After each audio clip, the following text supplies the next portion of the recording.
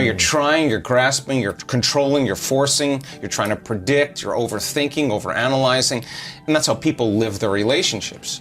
So then, if you are going to prepare your brain and body for a new relationship, then you would have to become love completely every day. And that signal then that you're sending out into the field can carry the thought of your health, your wealth, your relationship, or whatever. But here's the cool part.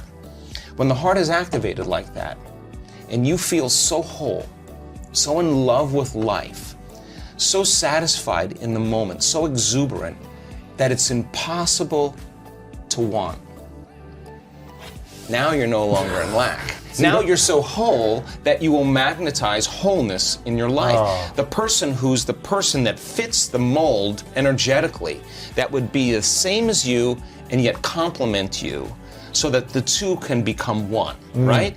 And then, instead of in contrast, in union, you exchange information equal to that emotional state. In other words, people use each other to reaffirm their dependence on certain emotions. You have certain people you complain with about politics or whatever, they complain back about their lives, and you use each other to reaffirm, you know, some type of belief or something. Belief right? about life. Emotionally, you have emotional agreements on things. Well, that emotion is energy, and energy is frequency, and frequency carries information. So you share the same energy, you share the same information, but that's what people do in their lives. But now, in a true loving relationship, when you're truly in your heart, then the question is, what would love do in the relationship? And when your heart is open, it's no longer about you. Yeah. It's about how I feel so amazing with you. I feel even more amazing, but without you, I'm still whole. And so now I'm no longer in need or lack.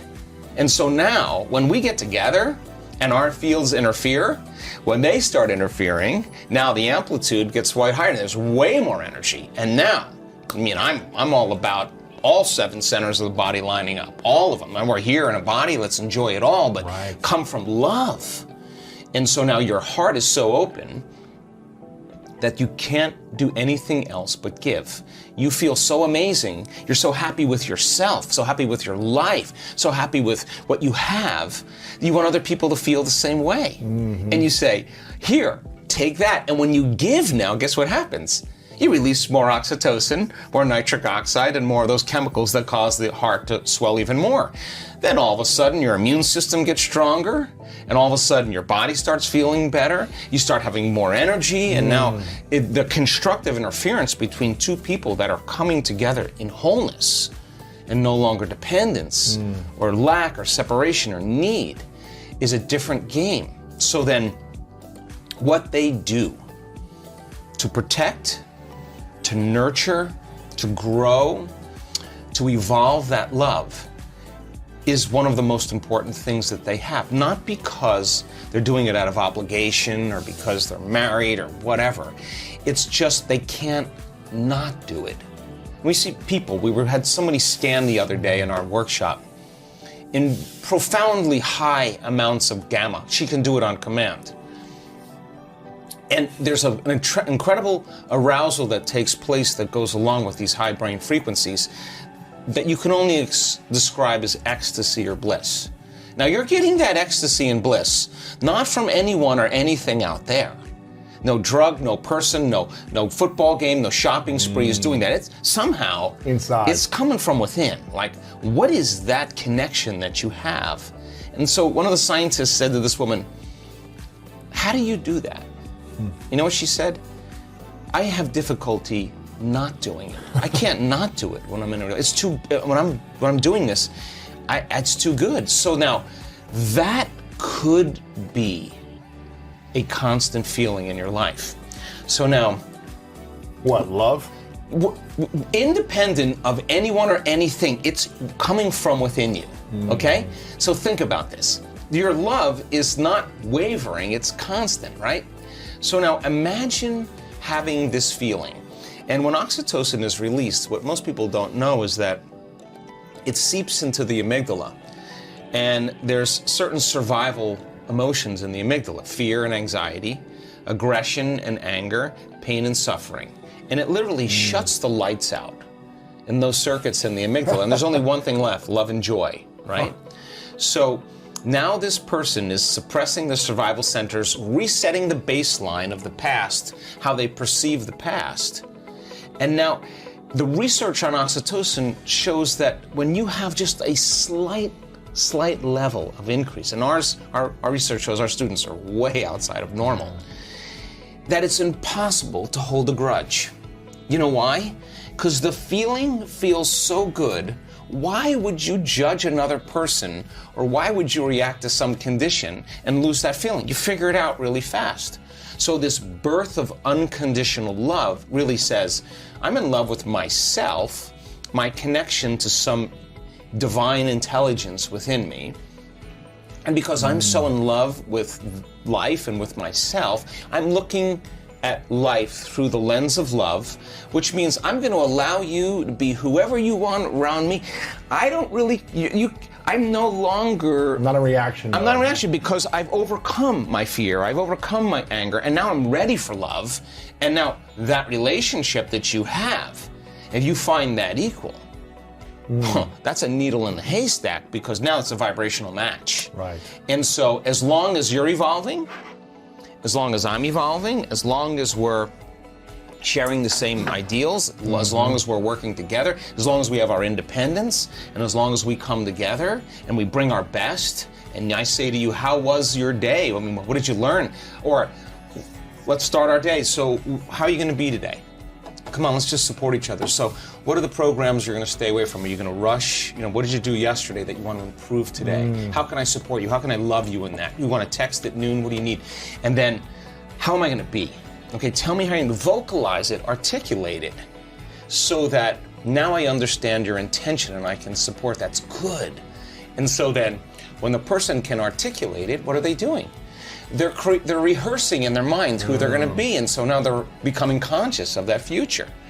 And then they have to work on staying conscious of their unconscious programs, and by articulating that, they're going to not let those thoughts slip by as well. So then, now you have two people in evolution. It's no longer about all the other things. It's not about the money. It's not about the sex. It's not about the weight. It's not about the diet. Those are all things that we already know. This is something else. This is a whole nother level where when you exchange and evolve on this level, it's the most important thing, because now you see that person as a mirror.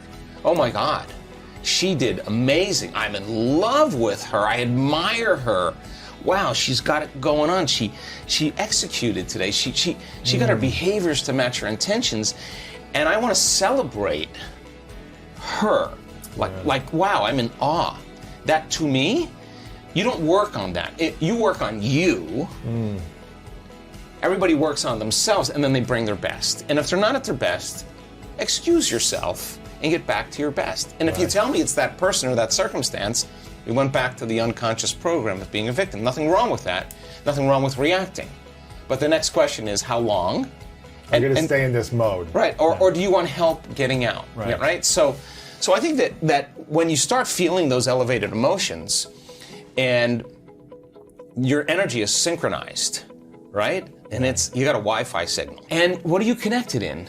In this sense of wholeness, this sense of love, this sense of joy, this satisfaction with yourself and your life. And when I watch this, Louis. I mean, people come to our events for all kinds of reasons. Some people come for health, some people come for wealth, some people come for relationships.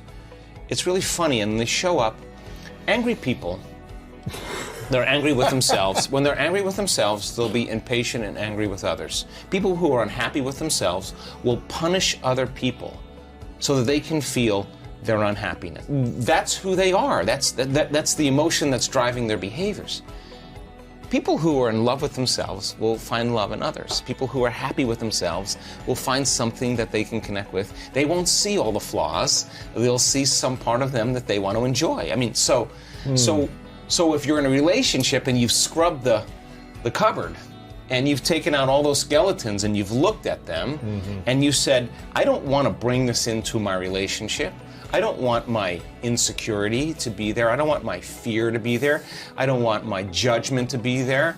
I don't want my emotions from other relationships to be there. So let me finish this. In other words, if you want love in your life, in your future, then you better take care of your frustration, because you can't bring that there. You got to leave it. So then, well, you may say to me, well, it's because that person and this emotion from 15 years ago, my ex, makes me feel frustrated. Well, let me tell you something. The only reason that you're thinking about your ex is because you're still in frustration. You overcome frustration. You'll look back at your ex and you'll be like, I wish them well. Yeah. I'm not connected to my past any longer. So cleaning the cupboards and getting down to those thoughts that slip by people's awareness all the time, their behaviors, how they complain, they make excuses, they say it'll never happen. What do? And the emotions that keep them connected to their past, they won't even see that person. That they'll walk right past their future relationship. They'll never recognize that person because they're looking at their future through the neurology and the chemistry of their past. Wow. And the brain only learns we only see reality based on pattern recognition. I memorize your face, now I know Lewis. And if the pattern matches, I know. But if you're creating a future, and you're not clear on that future, and you want all these things, but you haven't addressed all those circuits and behaviors and emotions and chemicals of the past, you won't recognize the pattern. You'll walk right past the relationship. You'll never see it. So I think that there's the preparation for the relationship, the overcoming, and overcoming and overcoming and overcoming and overcoming and becoming. All of a sudden now says, I am worthy. And the universe only gives us what we think we're worthy of receiving. So when you're worthy to receive, it's not going to be on Match.com when you're looking at body parts and whatever else. This is going to be like ka-ching. An energy connection. Wow. Yeah. Like that came out of nowhere, because when you're in survival and you're in separation and you're in lack and you're forcing and controlling and trying to predict outcomes, you're matter trying to change matter. And of course, it's going to take time for this to happen because you're creating a three-dimensional reality, and everything in three-dimensional reality takes time. But when you're creating from the heart, with a coherent brain and a coherent heart, and you got that 5G Wi-Fi signal, it's not like you go anywhere now. The experiences are coming to, you're drawing the event to you.